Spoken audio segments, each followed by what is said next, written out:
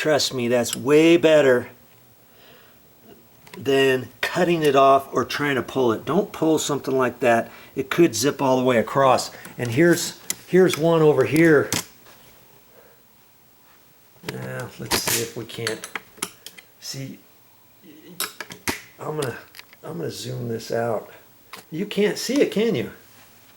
Here's the remnant of it right in there. It's zipped all the way across here to about there. Momi was vacuuming in here and there was a loose strand right there. It got up in the vacuum. Before she knew it, bzzz, all the way across over to here. She came up looking forlorn, and I'm like, what happened? She goes, oh, I just messed up the carpet. I came down here. I thought, oh crap, how am I gonna fix that? And I didn't make a video of it or nothing, but I did the same thing. I had to clean it all off because it zipped around inside the vacuum cleaner, and the bottom of the vacuum was a reddish purplish color, maroon color, and some of that maroon got on some of the carpet strand that came off. So I had to clean that off. And so I just started right in there. I thought, okay, I'm just gonna, so I put a little bit of glue in there and looped one down, pushed it in, looped one down, pushed it in, looped one down, pushed it in, held it, twisted a little bit, pulled it out, kind of refashioned this around here. And I did a little bit more and a little bit more and a little bit more.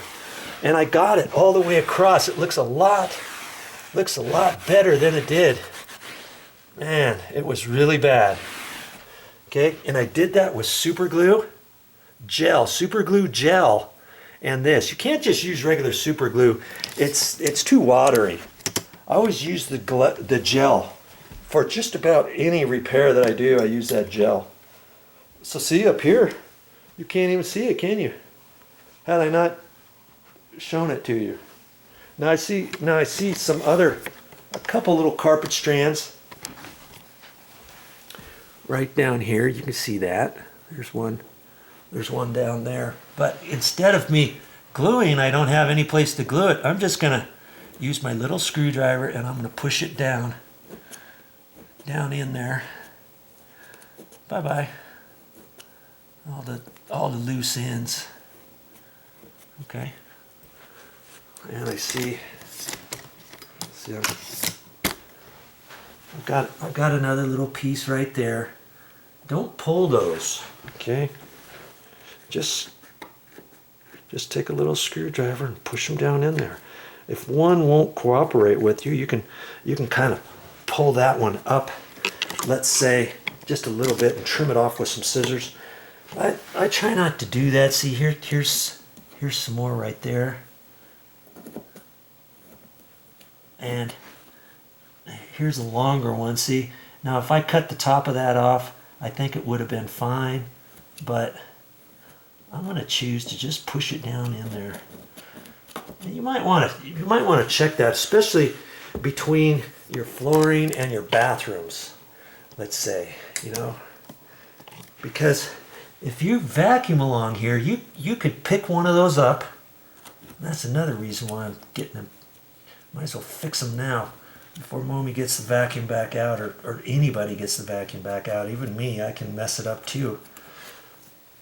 And, you know, get the carpet strands, the loose ones, pushed back in if you can. All else fails, then you can trim it off with a little pair of scissors or something. I had some carpet scissors and I would show you on carpet scissors, but I don't know. They're in storage somewhere. I've got to get them. I got to get them out, find them.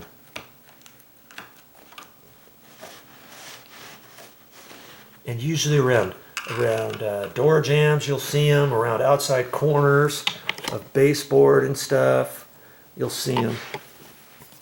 And so I'm just going to go around and look for more. And see, this looks really good. Sometimes I have a strip of this too between carpet and your flooring. Other times it'll be, you know, a different type of threshold. Here's a different type. Sometimes there's nothing in between there. It's just carpet that's rolled down to your linoleum or something. Okay, but that was the main one I noticed, was right in there. I think I saw something over here by this. Yeah, right there.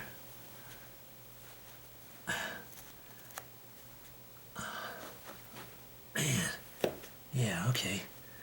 You could do it with a very small putty knife too, but this works really good. It's just my little screwdriver. You know, not all small screwdrivers are the same. Some are a little bit wider than this, and I like to try to get one fairly thin so that I can use it for different things. Okay. Every once in a while you'll see one along your baseboard, especially, what was that? Especially at like a carpet seam, and that's where that one was. That was a carpet seam right there that goes all the way across. So that carpet seam comes across, so you can see where the seam is right there. And so usually if anything is loose, it generally comes up along the actual seam. Okay. And I should have been paying attention. I probably should have checked that out before we started vacuuming. And then I wouldn't have had to make that repair. That repair took me, oh, I don't know, 3 hours. At least 3 hours. And I was happy after that. It was a lot better. And I obviously I could not push it back down as tight as it was before. And so I had some extra little strand left. And I rolled it up in a little ball, and I'm saving it in case I need to make a repair, or if somebody pulls something up and it's just a little one, you try to reuse your same one. But if you need to trim some off, and if you need a little bit of extra, I'll just use the ball that I've got. Because where did I see a place? Oh, I saw a place over by where was it? I think it's behind this door. Not sure. Yeah, right here where this casing is. Here's a closet doors. Okay. And where the casing is, they could have cut the casing a little bit further down, couldn't they have? There's a gap right there, and see, right there, there's a hollow gap, and it's black. The reason why it's black is because the carpet was cut short, and see, I can feel the subfloor right there. So what I could do is I could take some little styrofoam and push down in there, or some foam, push it down in there, and then on the top of that, take some of my little carpet strand that I have and kind of push it down in there. See, if I use the ball of carpet strand I have now, it would take a whole lot because lots of it would get lost back in there. So see, I could kind of fill that hole with that, and I probably will one of these times when I don't have anything else to do. But it's back in there, nobody really sees it, but it's something I can fix. And here's something else. If you have any carpet remnants, here's a carpet remnant right here. See? The last people who own the house, they just left this here. Now that carpet is all dirty and is worn and stuff. But if you have any extra carpet remnants, you see any, save those. Put them up in storage and save them. You can pull a little piece of carpet off of this and zip it off, and then you can use that. Or if you've got any one little patch to do, you've got some carpet in order to do that.